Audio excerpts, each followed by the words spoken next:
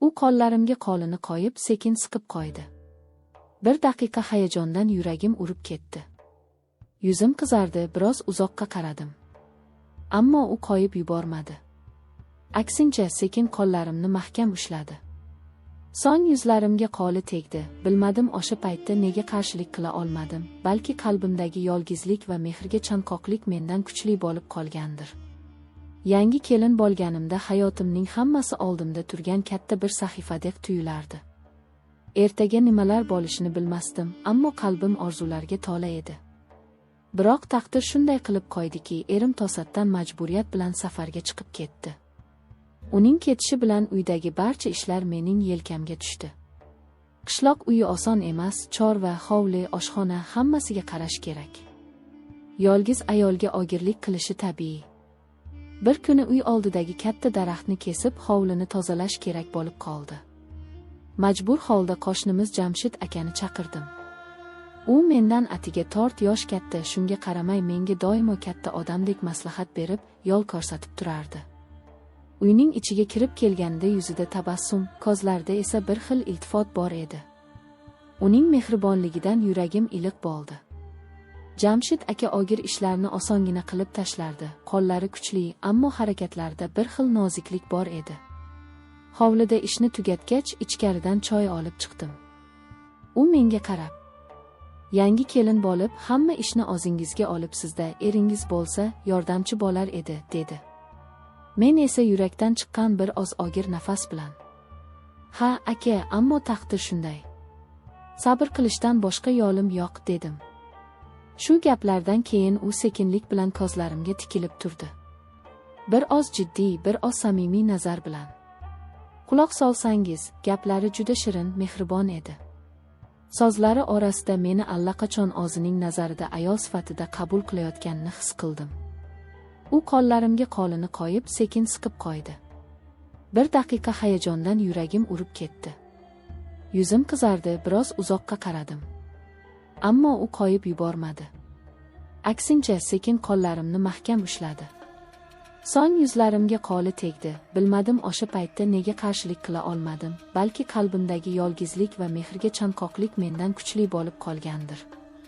Jamshid aka yuzimni silab shipshiriq ovoz bilan: "Sizga yolg'izlik og'ir tiyayapti. Lekin siz kuchli ayolsiz", dedi. Uning ovozidagi iliqlik, qo'lidagi issiqlik menga go'yo tasalli berdi. Shu kundan keyin uning har bir qadami, har bir so'zi yuragimni boshqacha urdirardi. Kunlar o'tdi. U mening uyimga tez-tez kelib turdi. Bahona qilsa ham ish topib berdim. Birga o'tkazgan har soatimizda u meni qalban va ruhiy jihatdan o'ziga yaqinroq tortardi. Har safar ko'zlarimga qarab, gapini shirin qilib aytganda, men o'zimni boshqa olamda sezardim. U bir kuni qo'limni yana ushlab: "Men sizga qattiq qarab qo'ydim, kelin. Men uchun siz oddiy qo'shni emassiz", dedi. Yuragim titrab ketdi. Uning so'zlari go'yo ichimdagi sirni ochib tashladi. Men ham yolg'izlikdan charchagandim, birovning e'tiboriga, iliq qo'liga chanqoq edim. Har gal u qo'limni ushlab yuzimni silasa, ichimda o'ziga xos bir kuch, bir his uyg'ondi. Hatto kechalari yotganda ham uning ovozini, shirin so'zlarini, qo'llarimni qachon ushlaganini eslab yotardim. Ertalabdan uy ishlari boshlanar, hovlini supurib, tandirni yoqib, non yopar, so'ng idishlarni yuvib, chorvaga yem tashlab yurardim. Yolg'iz kelin bo'lish oson emas, ba'zan qo'llarim titrab, belim og'rib ketardi. Shunday paytlarda Jamshid akaning kelib qolishini ich-ichimdan xohlar, garchi o'zimga tan olmasam ham, uni ko'rishga intiq bo'lardim. Bir kuni ertalab hovlida sigirni bo'glay olmay qiynalayotganimda u darvozadan kirib keldi. Ovozini past qilib, kulimsirab: "Keling, yordam beray, siz qiynalib qoldingiz", dedi. Men indamay yon berdim. U sigirni mahkam bo'gladi, qo'llarining kuchini ko'rib, beixtiyor ichimdan qoyil qoldim. So'ng sekin yonimga kelib, bilagimni tutdi. Shundoq yumshoq va iliq ushladiki, yuragim o'sha zahoti tez ura boshladi. "Kelin, sizni qiynashmayaptimi? Eringiz yo'qligida hamma og'irlik sizga tushibdi", dedi u ko'zlarimga tikilib. Men boshimni egdim, lablarimdan faqat "hammasi yaxshi" degan so'z chiqdi. Ammo ichimdan yo'q, yaxshi emas, juda ham og'ir deb qichqirgim keldi. Shu suhbatdan keyin u ko'proq keladigan bo'ldi. Har safar kelganda qo'llari ishga yaroqli, tili esa shirin bo'lar, gapirganida yuragimni eritib yuborardi. Bir kuni hovlida supurib turganimda orqamdan sekin kelib belimdan ushlab oldi. Birdan qo'rqib ketdim, ammo qo'llarini surib tashlamadim. U shunchalik mahkam va ishonch bilan ushladiki, ichimda qarshilik kuchi qolmadi. "Siz yolg'iz emassiz, men yoningizdaman", dedi u qulog'imga yaqinlashib. Uning nafasini sezdim, badanim titrab ketdi. Shunda yuzlarim qizarib, ko'z yoshlarim chiqay deb qoldi. Chunki bu mehrga, bu iliqlikka anchadan beri zor edim. Kun sayin u meni o'ziga rom qilar, men esa unga tobora yaqinlashardim. Ko'pincha kechqurun hovli jimjit bo'lganda kelib qolardi. U paytda qo'shnilar ham hech narsani sezmasdi. U kelganida yuragimda allaqanday hayajon uyg'onardi. U bilan gaplashish, yonida bo'lish men uchun bir dunyo baxt edi. Bir kecha u chiroqni o'chirib, hovlida men bilan uzoq o'tirdi. Qorong'ulikda faqat ovozlari eshitilib turardi. So'ng u qo'limni qo'liga oldi, yuzlarimga ohista tegib, sekin siladi. "Sizni ko'rganimda yuragim tinchimaydi. O'zimni to'xtata olmayapman", dedi u. O'sha paytda men ham ko'zlarimni yumib, ichimdagi barcha qarshiliklarni unutdim.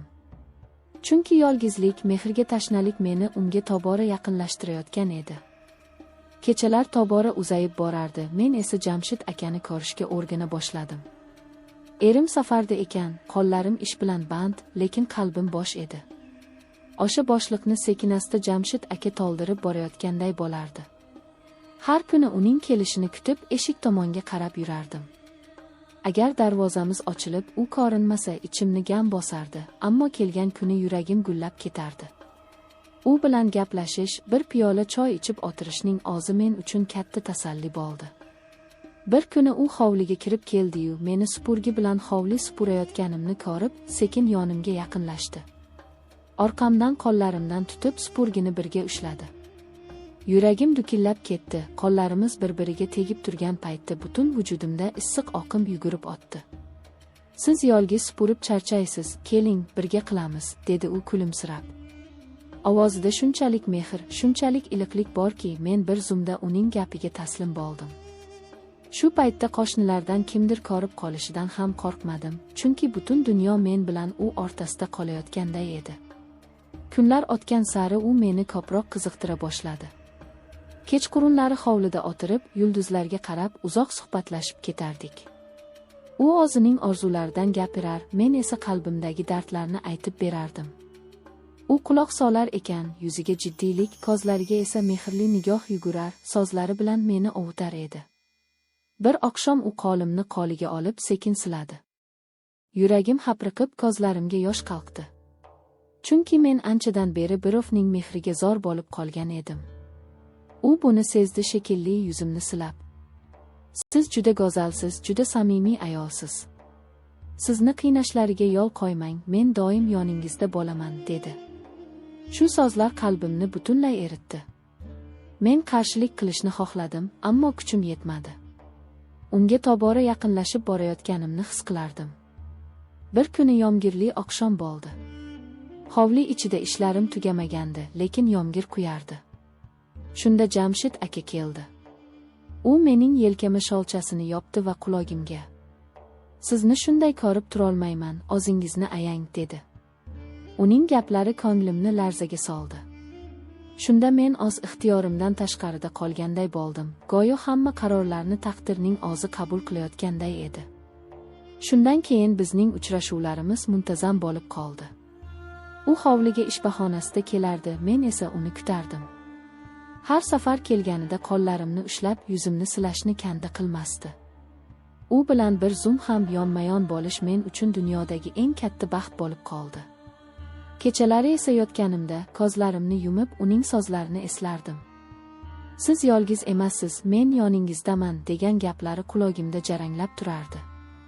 Yuragim esa u gaplarni qayta-qayta his qilardi.